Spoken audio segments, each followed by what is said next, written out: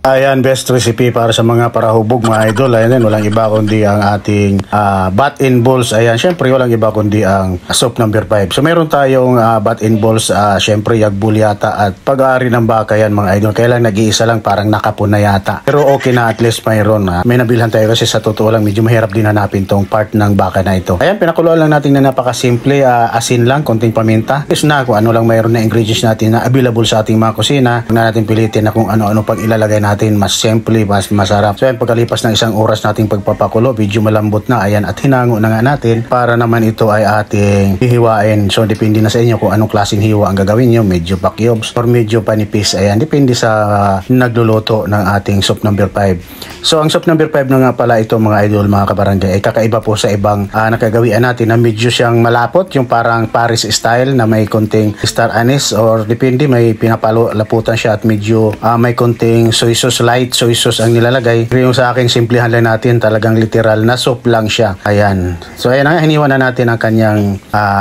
bat and balls. Ayan. So ayan, medyo nahiwa na natin. Pagkatapos natin hiwain,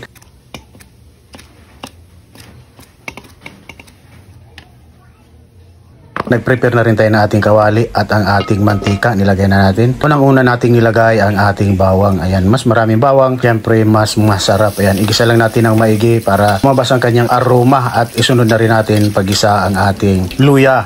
Ayan, at syempre isunod na rin natin ang sibuyas, white onions o red onion mga idol. Ayan, gisa natin ng maigi. Ayan, kagaya niyan. Gisang-gisa, tsaka natin ilagay ang ating bat and balls na hiwang-hiwa na. Ayan. So igisa pa natin, igisa natin para lumabas talaga kanyang bango, ang kanyang sarap. At syempre mag-addition natin rito ng isang pirasong beef cubes. Iyan naman ay optional, kung ayaw nyo maglagay, okay lang. So yan, ang timplada natin rito ay patis lang. So hindi na tayo rito naglagay ng asin. Pero depende pa rin sa panglasa nyo kung maglagay tayo. Ayan na nga, pagkatapos natin igisa, nilagay na nga natin ang ating pinagpakuluan. Syempre yung ating soup stock, yun na rin ang gagamitin natin kasi andun yung lasa. At naglagay na rin tayo ng paminta. Ayan.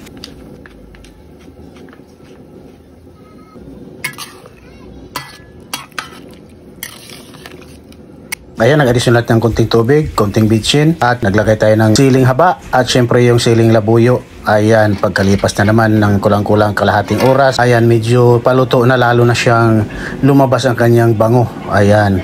So ganyan lang kasimple, kadali ng ating soup number 5. Wala nang mga cheche-boreche pang mga timplada. Ayan, syempre mas masarap yan. Walang habol naman na talaga natin rito ay ang sabaw na hindi lang masarap kundi nagdudulot pa ito ng kasiyahan sa ating mga nagtatagay. Ayan mga idol. So ayan, at maraming salamat muli sa aking mga followers. Maraming salamat sa patuloy nyo na pagpalo sa ating munting channel mga idol at sa aking mga basher. Maraming salamat din sa inyo at napansin nyo ang ating mga vlog. Ayan, thank you very much. At sa mga gustong umorder ng ating bagnit bagoong at ang gustong umorder ng ating sukarapsa, napakarami na pong umorder ng ating sukarapsa sa Shopee at sa Lazada. So kung gusto nyo umorder, mamaya ilagay po natin yung link sa comment section ng Shopee at Lazada. Sa gayoy, napakadali at napakabilis lamang umorder doon mga idol, mga kabarangay. Ayan, at order na. Salamat po.